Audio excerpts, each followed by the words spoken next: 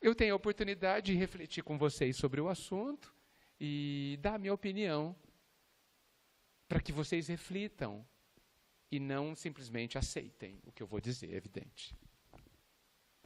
A ideia é que a gente saia um pouco do âmbito teórico, né? Porque eu acredito que o que temos que fazer, todo mundo já sabe. E muitas vezes nós não sabemos como fazer. Então, eu tenho muito interesse que a gente converse sobre como eu resolvo a questão. Como eu sou feliz. Alguém gostaria de começar? Muito obrigado.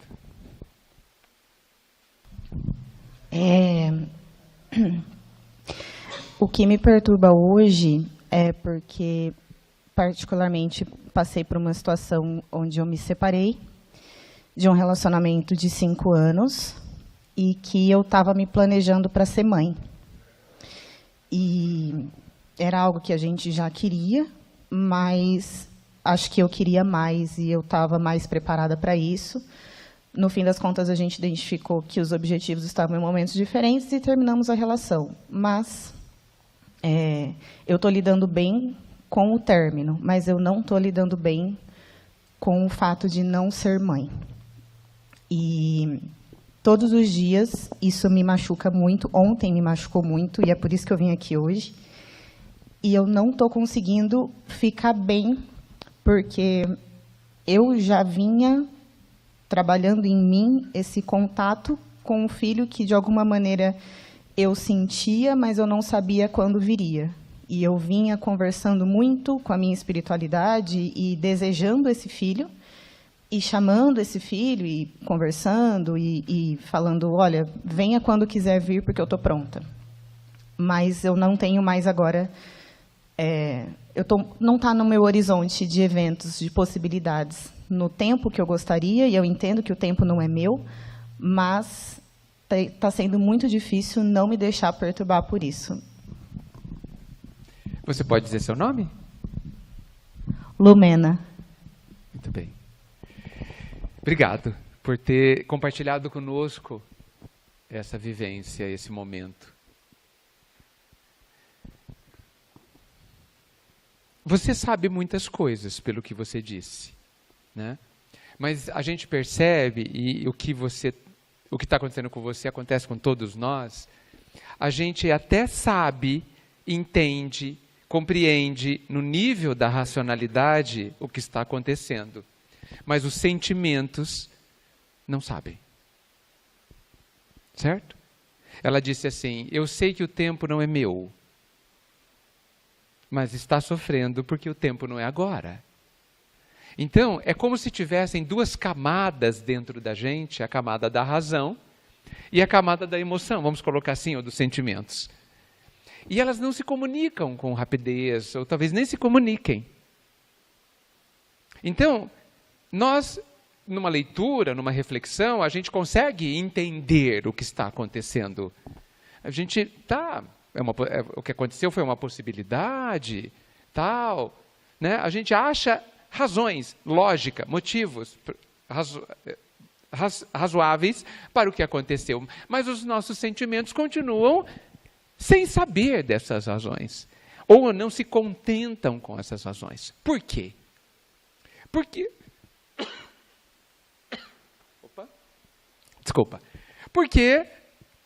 são universos diferentes dentro de nós. São camadas diferentes, são contextos diferentes. O sentimento é outra coisa. E nós precisamos encontrar uma maneira de contar para o sentimento o que está acontecendo, para que ele seja outro, para que ele, entre aspas, compreenda, né? Talvez essa seja a grande dificuldade que todos nós temos em relação a qualquer coisa que envolva sofrimento. O sofrimento é um sinal de alerta de que alguma coisa precisa ser resolvida dentro de nós. não fora. Não fora. Porque as coisas do lado de fora, e aí eu falo da alma para fora, ou seja, o nosso corpo é do lado de fora, tudo bem? Porque existem certas coisas que acontecem no nosso corpo que nos impactam, quase tudo, inclusive. Então, tudo que acontece do lado de fora de mim, que sou o ser, não está no meu controle direto, no mínimo. Ou não está no meu controle, ou não está no meu controle direto. Muitas coisas eu não posso mudar, muitas eu posso, por conta do nosso livre-arbítrio e da relação entre plantação e colheita. Mas muitas coisas, não.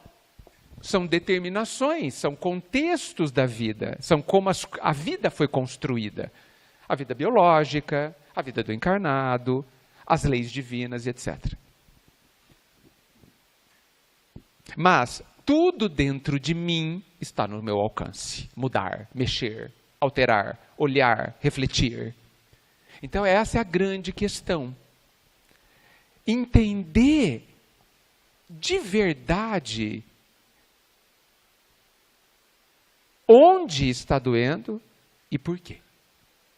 Eu falo onde está doendo porque às vezes a gente dá alguns nomes aos sofrimentos, e esses nomes eles não são exatamente o que são. A gente pode pensar, em casos como esse, que tem uma frustração. Gostaria de ser assim e não foi assim. Mas a frustração me parece que não explica. Parece superficial, parece que não é exatamente meu.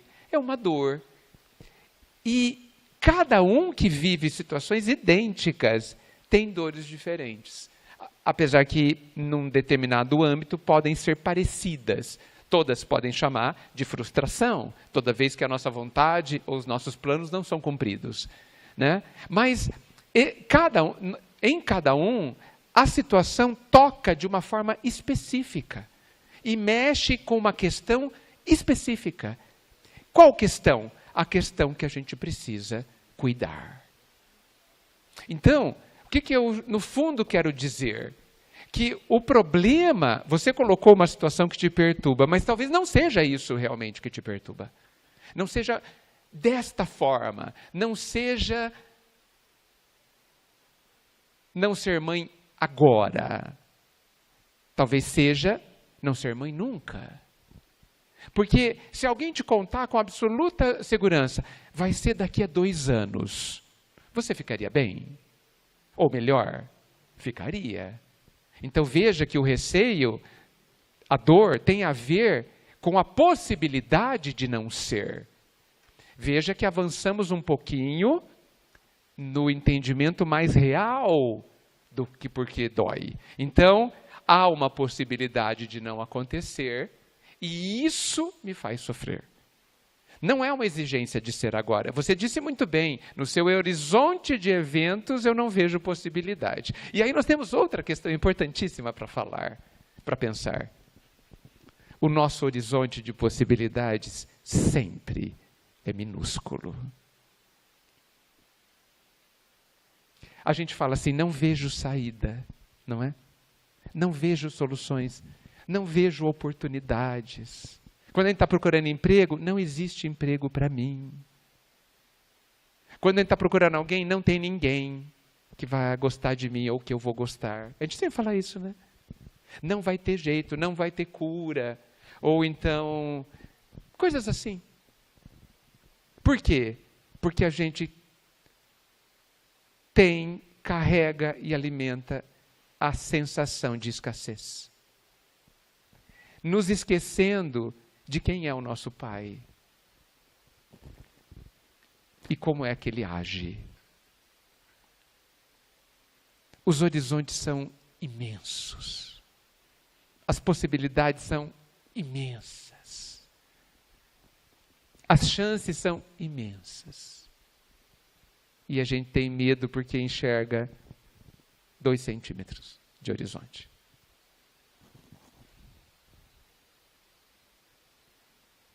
A gente insiste em pensar, em dar imensa importância ao que perdeu.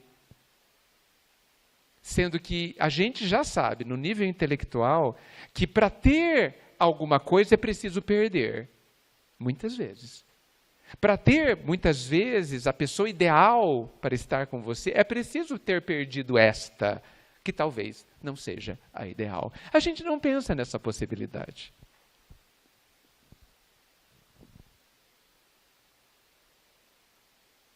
Se não era para dar certo, é bom que não dê certo logo. Poderíamos pensar assim. Para quê? Para que abra espaço para como vai dar certo. Mas a gente tem medo do futuro.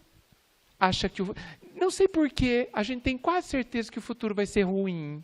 Vocês não têm? Tem, né? Eu sei que tem. Não entendo isso. De onde saiu essa ideia? Por que que o futuro vai ser ruim? Como assim? O que explica isso? Essa ideia que quase não serve para nada, a não ser fazer a gente ficar tenso. Então, só estou usando algumas coisas importantes que você disse. Tudo foi importante, mas algumas coisas que eu queria ressaltar. Como se vive uma situação dessa? Né? Primeiro, considerando que... Agora o que eu vou falar é muito importante. Considerando que a gente confia que o Pai me ama, podemos considerar isso? Podemos? No nível racional eu sei que todo mundo concorda. Eu quero saber no nível emocional, que é o que conta. No nível do sentimento, temos certeza absoluta? Não importa a situação que eles estejam vivendo? Não, né? Nós temos uma questão aqui a resolver. Metade ou mais dos nossos sofrimentos é porque isso não está consolidado dentro de nós. E isso é tão estrutural, e é por isso que nós temos medo do futuro, que a gente, de verdade, não tem certeza emocional de que o Pai nos ama de tal forma, de que Ele cuida, Ele está cuidando de nós. Se eu não partir dessa certeza absoluta, a próxima coisa que eu vou falar não vai ter muito efeito. E a próxima coisa que eu vou falar é: se eu considero profundamente, convictamente, emocionalmente, de que o Pai tem um amor incompreensível, de tão grande, tão pleno, tão profundo, tão sofisticado, que eu preciso concluir e me acalmar de que está acontecendo o que eu preciso que aconteça.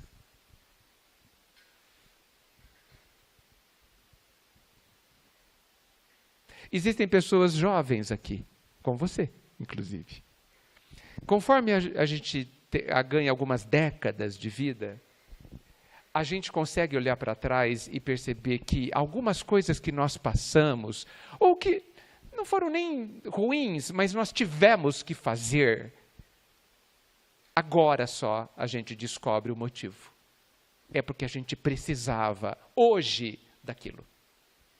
Aquilo que a gente foi obrigado a fazer pela vida, foi obrigado a passar pela vida, que a gente não compreendeu, que parecia um desvio do caminho, parecia que estava atrapalhando os meus planos.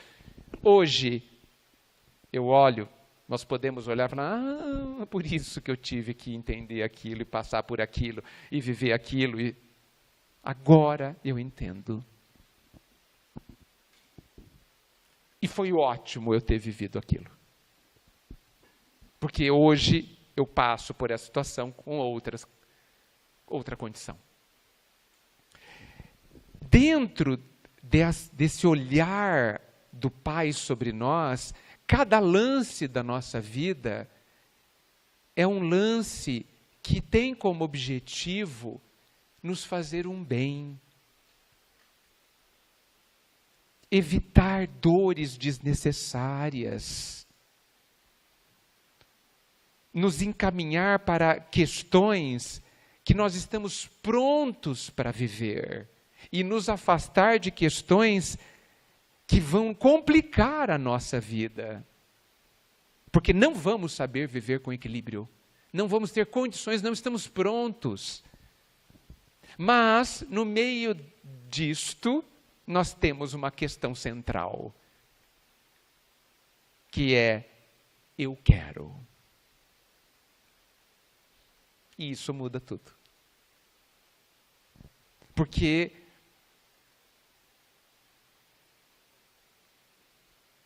no ponto que a gente está, o eu quero, acreditamos, traz felicidade. E o eu não vou fazer, o eu não posso, traz infelicidade. Não é assim? Então vejam o dilema que a gente vive. De um lado tem o eu quero, poderoso, vulcânico dentro de nós. Muito intenso, avassalador, dominando os nossos sentimentos e também a nossa racionalidade. Somos escravos do eu quero, normalmente. Do outro, tem o pai, absolutamente sábio e imensamente amoroso com cada um de nós, nos dizendo que talvez seja melhor isso que eu quero não ocorrer agora.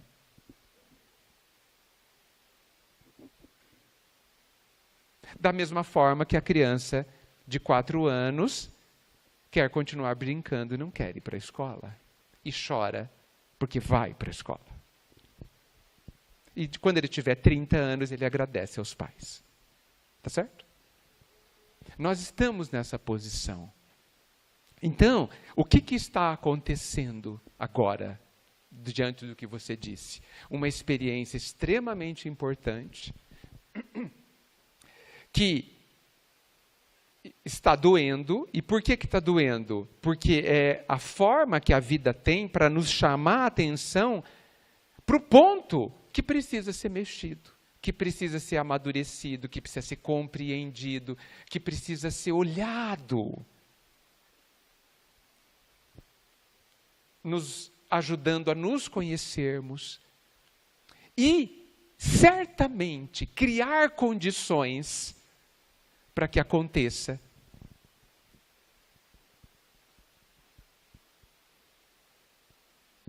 o que é bom que aconteça. Que pode ser igual ao que você deseja ou diferente.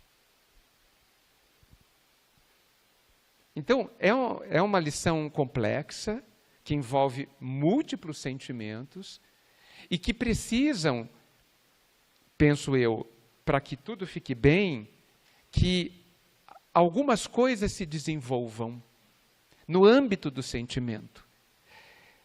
Não é algo que deva ser deixado para trás, mas é um convite a mudanças de alguns pontos. Aumento da confiança verdadeira, que eu não digo que não exista em nós, mas que precisa ser aprofundada, confiar mais ainda. Confiar não é se conformar, hein, gente? Confiar é entender que nós estamos dentro de um plano em meu benefício, que eu não compreendo, porque não sou capaz. Isso é fé. Mas uma fé baseada numa premissa, por isso raciocinada. Uma fé que parte do ponto de que existe um pai que está fazendo absolutamente tudo em meu benefício. Se essa premissa não estiver suficientemente sólida, nós temos um problema. Porque aí eu estou solto no ar. Ou seja, inseguro. Porque aí eu penso na pior das situações, que é só tenho as minhas forças para me valer. E as minhas forças são bem fraquinhas. Este é o problema. Agora, se eu confio, eu tenho as minhas forças fraquinhas, que eu vou usar, e vou precisar delas, para que elas se tornem fortes, cada vez mais, e eu tenho as forças do amor do Pai. Isso muda tudo.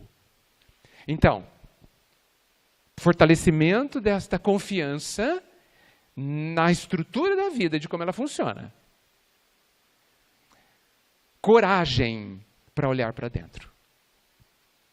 E identificar com mais precisão por que dói, o que dói, quais são os pontos frágeis de mim que causam esse sentimento de frustração, que me dificultam a compreensão, que fazem com que eu pense que meu horizonte é minúsculo e que o plano não vai dar certo. Não sabemos.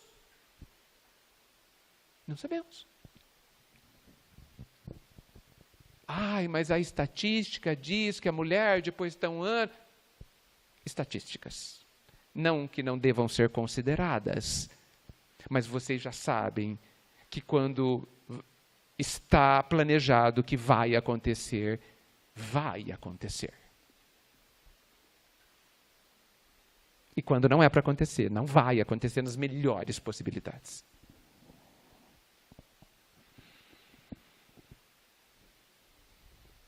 Creio que é isso que eu posso te dizer. Espero ter ajudado de alguma forma. Não posso deixar também de lembrar a todos que, em qualquer situação da vida, nós precisamos estar mais conectados a nós mesmos. Nós precisamos olhar para a gente com mais cuidado, com mais atenção, mas não para o... estou falando do eu profundo, né? É difícil separar isso com palavras. E fortalecer a conexão com o Pai, com a vida, com a natureza da qual nós fazemos parte. E permanecemos por vontade e por escolha tão desconectados de tudo. E aí, nesse isolamento que a gente se coloca, a gente só tem as nossas forças, que, como eu disse, são bem fraquinhas. Só tem os meus horizontes, que são estreitos. E nós perdemos a possibilidade de sermos verdadeiramente amparados. O amparo do Pai está aqui, ó, completamente ao meu redor, como está ao redor de vocês. Eu não percebo, porque eu tenho uma deficiência.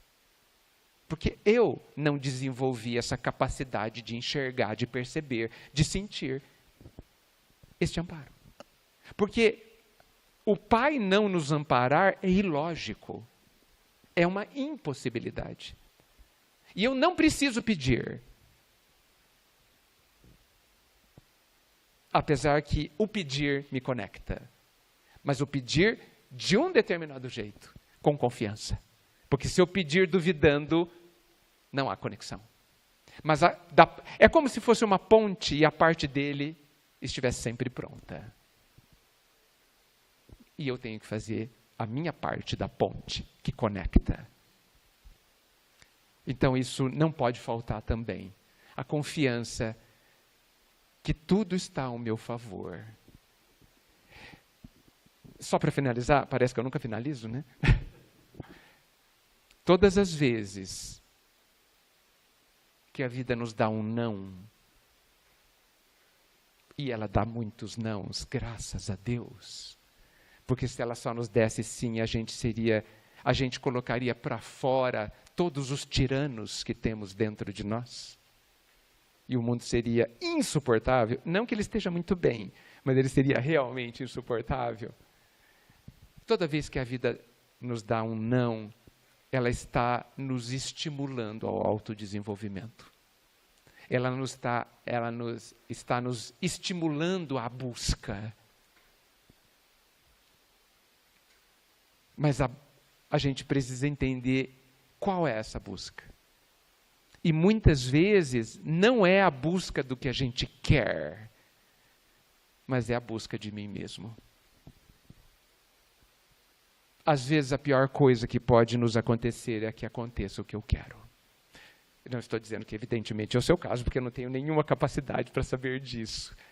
Mas, de novo, e para finalizar de verdade, eu parto da premissa de que os nãos que a vida me dá fazem parte do plano em meu benefício. Então eu preciso olhá-los sob essa ótica, não para me apassivar, não numa aceitação passiva, mas numa aceitação transformadora de mim mesmo, onde eu aceito reconhecendo coisas em mim que até hoje eu não quis ou não pude reconhecer. Espero ter ajudado. Obrigado.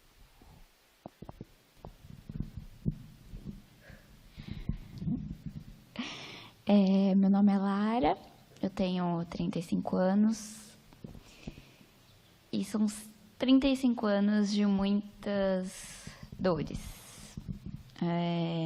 Meus pais são separados, eles sempre tiveram problema com vícios, meus avós que me criaram, e eu passei uma vida toda fazendo muitas cirurgias, cada hora vesícula, amígdalas, enfim.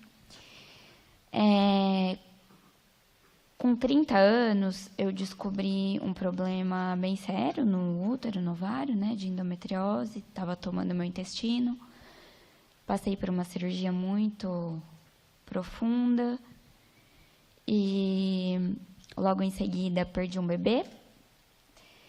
E, enfim, foi até meus 30 com muita raiva, muita mágoa, muito brava.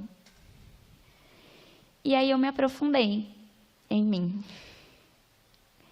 Vi que eu tinha que ir atrás mais do meu autoconhecimento para procurar perdoar. E começou a ficar pesado, não é fácil, né? Começar a olhar para dentro, foi bem puxado. Mas foi criando várias pontes. E quando foi esse ano, eu participei de uma cerimônia de ayahuasca. E foi bem intenso para mim também. Porém, mudou completamente minha vida. Ali eu vi mesmo que Deus vivia dentro de mim. E todo esse tempo que eu vivi brigando com Deus, que eu brigava muito com Deus, foi um momento que eu consegui, faz 4 meses isso que aconteceu, que eu consegui realmente me conectar com Ele e escutar, sabe? E dar os passos para os perdões, para o meu pai, para minha mãe, para todo mundo que eu tinha que trazer para a minha vida de volta. E foi dolorido, porque eu surtei. Ao mesmo tempo que eu surtei, veio as crises de pânico e olhar para as minhas sombras também, né? Perdoar as sombras dos outros, mas me perdoar também as minhas sombras. E parece que pós-cerimônia, eu passei por muito... Eu não sei se é isso, mas eu tinha a impressão que eu passei por muito ataque espiritual, sabe? Eu sempre tive uma mediunidade, mas a qual eu tinha medo. E pós-cerimônia veio muito ataque espiritual, assim, eu senti, que eu consegui com ajuda ir controlando, mas me despertou muita crise de pânico, ansiedade. Fui para o psiquiatra, comecei a tomar um remédio para ajudar a voltar a cabeça ao normal, e também coisas muito novas para mim, né? A Lara, que não era acostumada a amor, hoje em dia é uma pessoa que dá muito amor. E que soube perdoar e que agora vive conectada com Deus. Mas eu ainda tenho muito medo. Depois, eu tenho vivido no medo e na ansiedade. E aí, quando eu estou na psicóloga, mas o que é esse medo? Eu falo, é de espírito. Porque não tem mais do que eu ter medo, sabe? Se Deus está dentro de mim, eu vou ter medo do quê? E, enfim, me atrapalha meu sono, o dia a dia. Eu tenho sentido muita desconexão entre meu corpo e meu espírito. Parece que a gente ficou um pouco desconectado. Às vezes eu me sinto muito aérea. Às vezes eu estou numa meditação profunda, eu já sinto que eu estou indo para outro plano, assim. Então, isso tem me dado muito medo também. Tenho sentido uma mão, assim, nas minhas costas. Parece que, não sei, que se me protegendo, tentando me assustar, enfim. Mas é isso. Hoje eu vivo com o medo e a ansiedade que eu sinto mesmo. É dessa expansão espiritual que eu entrei, sabe? Tipo, não sei se eu estava pronta. E é isso. Muito obrigado pelo seu depoimento. Que riqueza, não, gente? Você falou medo de espíritos? Você acha que é? Muito bem. Todo mundo sabe o que é um ritual de ayahuasca?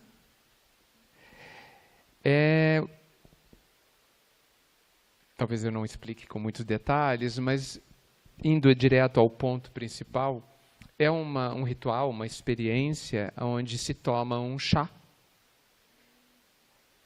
que cria um estado alterado de consciência. Né? Tá certo isso? Muito bem. Então, vive-se então nesse estado alterado de consciência, que eu não sei quanto tempo dura, horas talvez? 4 horas. O seu tem 4 meses. Sim. Uhum.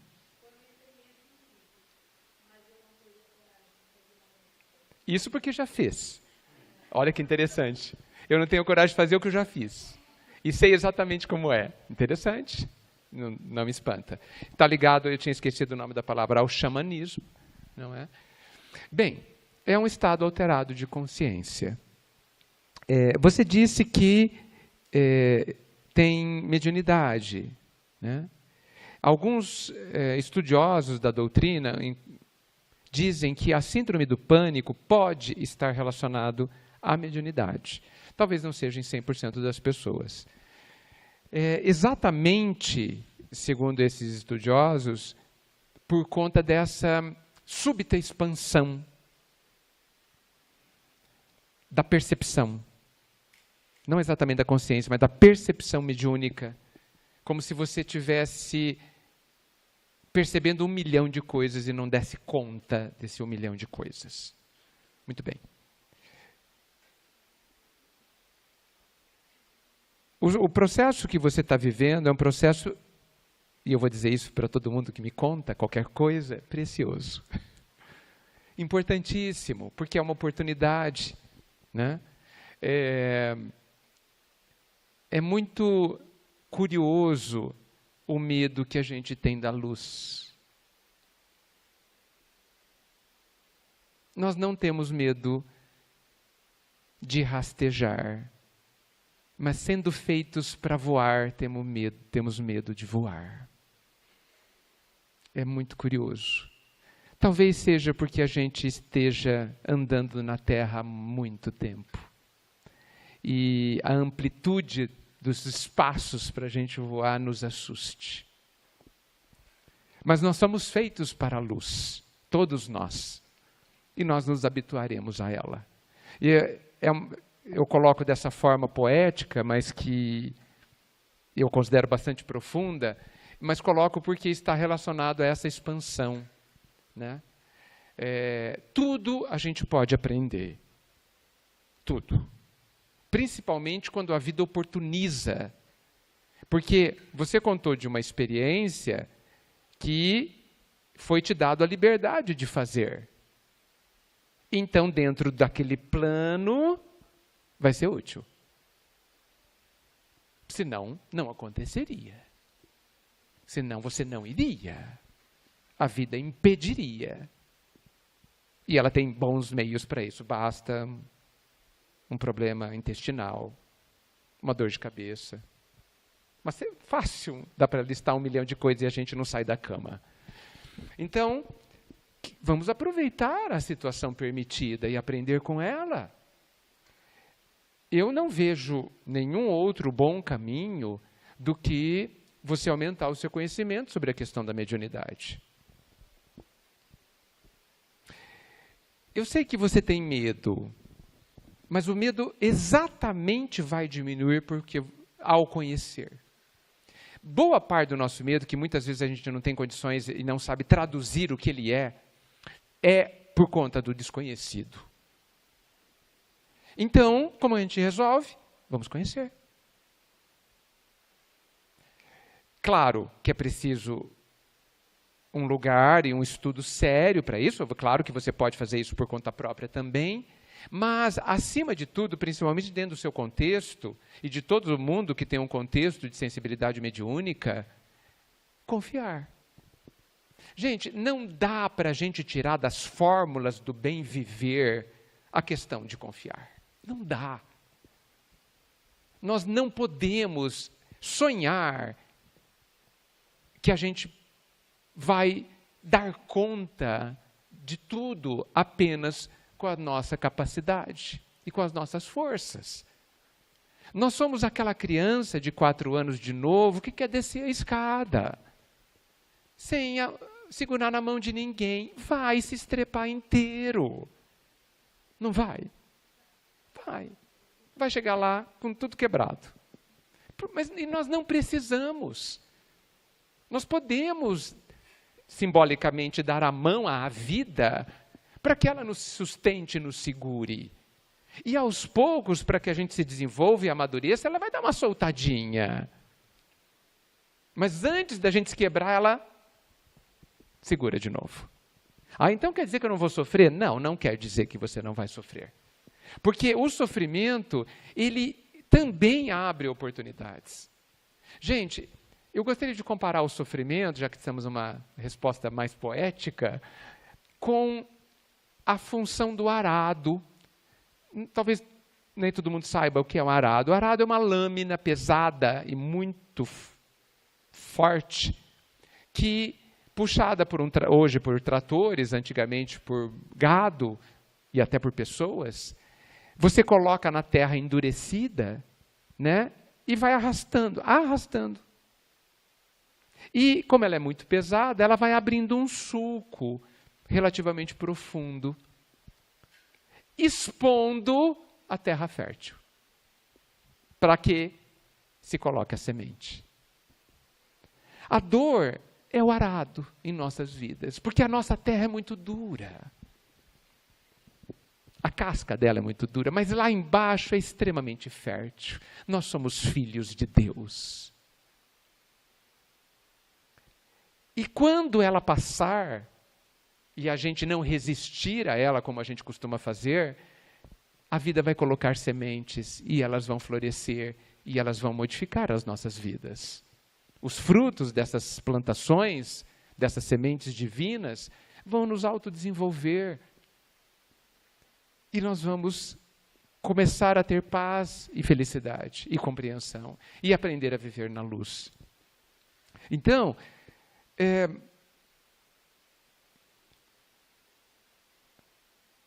vamos em frente com medo mesmo. Porque a vida pede coragem. A vida pede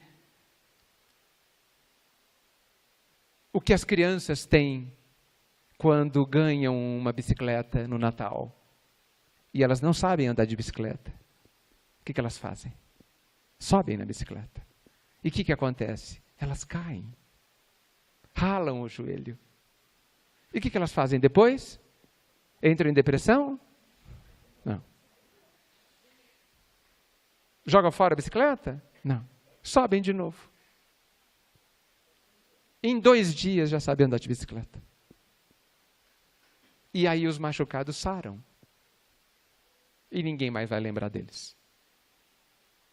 E nunca mais a gente desaprende a andar de bicicleta. É isso. Por que a gente perdeu esse ímpeto, essa coragem? No caso da criança, nem sei se é coragem, não sei o que é.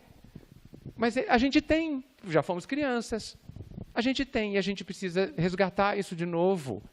Porque os adultos são muito medrosos. Nós. A gente tem medo de tudo. Claro que eu não estou dizendo para a gente ser irresponsável, né? E não ser prevenido. Vamos com medo. Porque nós, confiando em algumas coisas, principalmente na premissa principal que eu já disse aqui, nós sabemos que nós não vamos cair da escada. É um medo de perder o controle, eu sei. É um medo de não ser mais dona de si. É um medo de que me dominem. É um medo de que eu não tenha mais vida. Mas nada disso vai acontecer se a gente seguir as orientações do Mestre. E aqui eu vou lembrar, talvez uma das mais básicas, porque ela nem tem a ver exatamente com o outro, nem tem a ver com amor nem com perdão, tem a ver com cuidar de si. É uma instrução que hoje a medicina começa a considerar terapêutica, de tão profunda, apesar da sua imensa simplicidade. Tão simples que a gente repete sem entender a sua profundidade, muitas vezes, que é o orai e o vigiai. A oração não é uma coisa simples, como quando a gente faz aqui na frente. A oração que a gente faz em voz alta não é a oração que a gente faz sozinho com o Pai, tá certo? Não pode ser, não deve ser. Porque a oração, e os livros são fartos de dizer, são uma conexão extremamente poderosa, onde essa que você sentiu vai ser quase insignificante.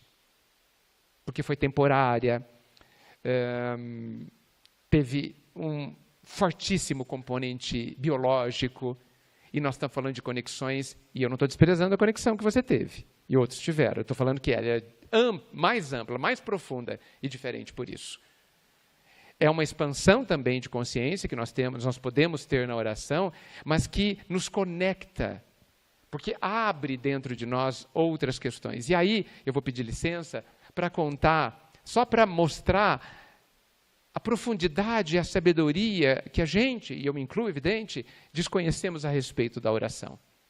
Um repórter perguntou para a Madre Teresa de Calcutá como ela orava.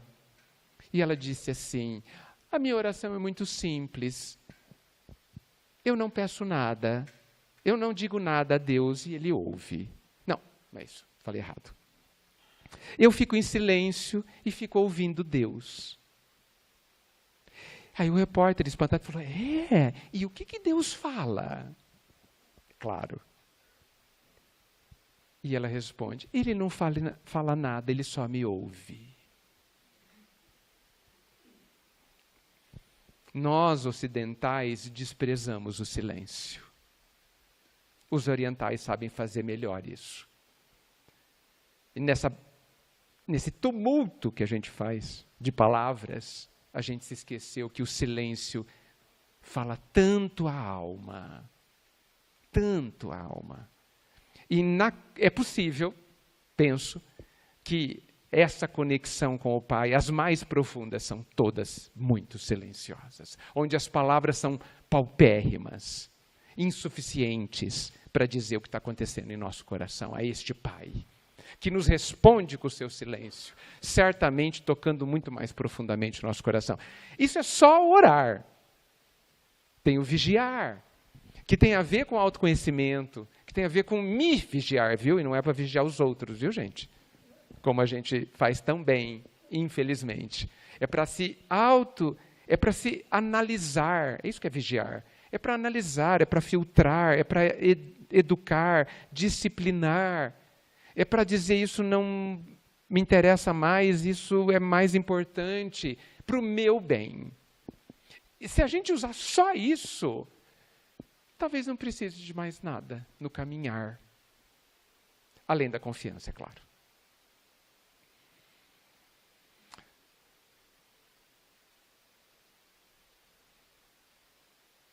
Esse eu acho que é o caminho que eu faria. O caminho da leitura, da meditação, da autorreflexão, de você dar atenção às suas percepções. Como observadora, deixa eu observar o que eu estou percebendo. Porque A gente não pode perder de vista que o corpo é meu e ninguém vai tomar conta, a não ser que eu entregue-o a alguém. E eu estou falando aí dos casos de possessões e de subjugações que a gente estuda no livro dos médiuns, né? Mas são condições muito específicas que eu acredito zero que vai acontecer com você. Por quê? Porque eu estou vendo a sua fala toda demonstra uma perfeita capacidade de raciocínio, de concatenação de ideias, de começo, meio e fim na sua história, no seu relato. Não tem nada fora do lugar no âmbito cognitivo, no âmbito mental, cerebral, psicológico. Então, por que você perderia o controle? Não vejo motivo nenhum. Não vai acontecer, possivelmente não vai acontecer de novo o que você viveu com o ritual. Porque antes, nunca aconteceu antes, certo? Então, e outra coisa, faz parte do plano a sua sensibilidade. Ela é um instrumento, como para todos, que vai te ajudar a chegar em algum lugar. Espero ter ajudado. Temos 5 minutos, talvez, não sei se acho que é melhor a gente não abrir para mais uma questão. Não precisou falar? Que bom. Veja, eu queria agradecer a vocês duas, porque vocês permitiram que todos nós pensássemos muito e sentíssemos também. É válido para todos nós, não é, gente? Se a gente prestar atenção, existem elementos na história delas que são nossas, das nossas vidas. É possível pensar que todos nós precisamos, nas nossas vidas, das mesmas soluções. Aliás, é possível pensar? Não, eu me corrijo, é necessário pensar isso. Porque não foi à toa que o Cristo disse que Ele é o caminho. Ele não é um dos caminhos. Ele é o. E veja, que tal a gente não considerar o Cristo ou o caminho que Ele oferece como um caminho religioso?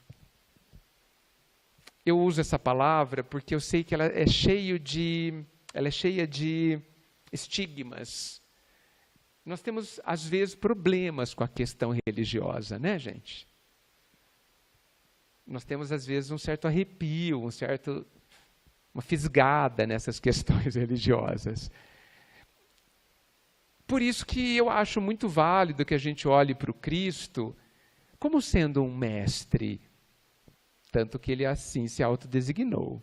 Um mestre que vem ensinar os alunos, os pequenos, que somos nós, a vivermos melhor. Que não existe essas questões de termos que adorar a Deus, sermos obrigados a, isso que eu quis dizer, sermos obrigados a adorar a Deus. Deus não está preocupado com isso. Ele está preocupado com a nossa felicidade, com o nosso desenvolvimento. Ele não precisa da nossa adoração. Nós podemos nunca mais falar com Ele, nem considerar, podemos brigar com Ele à vontade, não tem problema, não vai gerar nenhum castigo, nenhuma consequência negativa. Ele aguenta. Da mesma forma que a gente briga tantas vezes quando criança, com o pai e com a mãe, e eles continuam lá, na maior parte das vezes, nos amando e tudo mais, ou tentando do jeito que podem e que conseguem. Então, Ele é o caminho. Saindo do âmbito religioso, mas de qualquer maneira, Ele é uma forma de viver. Nós temos a liberdade de escolher qualquer uma. Ele é a melhor. Dizem por aí que ele é a mais difícil forma de viver. Eu discordo. Ele é a mais fácil forma de viver. O caminho que ele coloca, eu brinco, ele é uma estrada de 10 pistas, lisinha, com internet, paradas para a gente comer e beber, paisagens maravilhosas. Os nossos caminhos são todos emburacados, sem asfalto, onde a gente encalha toda hora, não são? Então, como que a gente considera um caminho difícil? Eu sei por quê. A gente considera um caminho difícil porque a gente resiste a ele. E a gente, não sei porquê, se sente obrigado a viver o caminho do Cristo. Alguém obriga? Quem nos obriga? Ninguém nos obriga. Ele está lá esperando, à vontade. E se a gente demorar mais 10 mil anos, ele não vai fazer essa conta e falar assim, nossa, pelo amor de Deus, te esperava 10 mil anos atrás, agora que você chegou? Não sei se eu estou afim. Não vai acontecer isso. Ele não funciona dessa forma com a gente. Né? Então, ele é uma forma de viver. Eu penso que ele e a doutrina são formas de viver. A melhor forma de viver conhecida até hoje, penso eu. É uma escolha. Ah, eu preciso me adaptar a essa forma de viver? Sim. Porque se é uma forma de viver, eu sofro porque eu tenho aquela forma de viver. A minha, que eu inventei. Ele propõe a solução para todas as nossas questões. E aí eu apelo para a questão 909 do Livro dos Espíritos, que diz que nos falta a vontade. E nós conseguiremos tudo que nós precisamos para sermos felizes. A vontade de vivermos em harmonia com as leis divinas. Vou falar até diferente, muito melhor. A vontade de vivermos em harmonia verdadeiramente comigo mesmo. Nem preciso colocar Deus na jogada. Ok? Gente, muitíssimo obrigado por essa noite muito especial. Obrigado profundamente a vocês por terem nos dado a oportunidade de pensar em coisas tão sérias, tão importantes e que vão certamente nos trazer bem a todos. Jesus nos abençoa, tenhamos certeza disso. Que assim seja.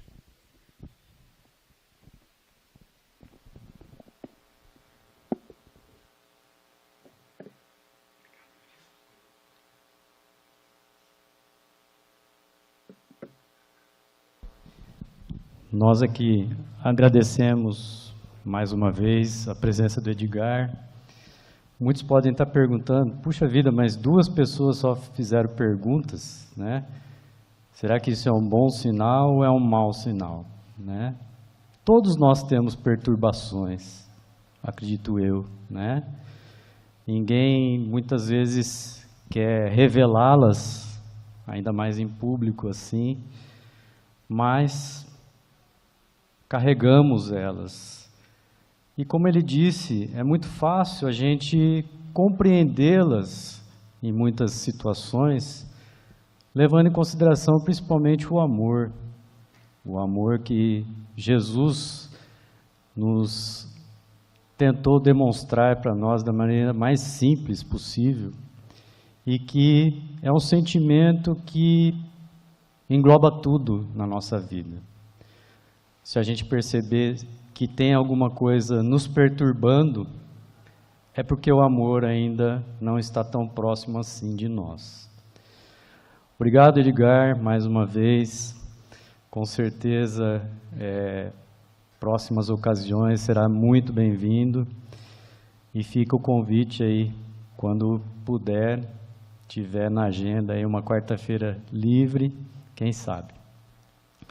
Agradecemos mais uma vez também a presença de todos aqui no Salão Richard Simonetti, nesta ocasião, esse trabalho grandioso que essa casa oferece, para que a gente possa partir aí para a conclusão da nossa atividade. Eu convoco os passistas para que se dirijam às câmaras de passe, a fim de lá se prepararem para distribuir esse benefício aos nossos irmãos que necessitarem de tomá-lo. Por outro lado, esses irmãos que desejarem tomar o passe, permaneçam em seus locais. Nós teremos colaboradores que auxiliarão na organização.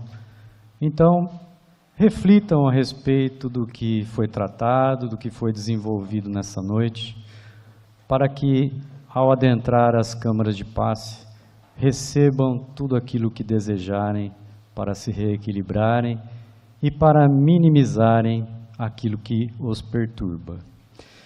Agradecemos novamente a presença de todos aqui no Salão Richard Simonetti, também aqueles que nos prestigiaram até esse instante através dos diversos canais da internet. Para que a gente possa encerrar o nosso trabalho na noite de hoje, convoco a todos para que façamos juntos uma prece.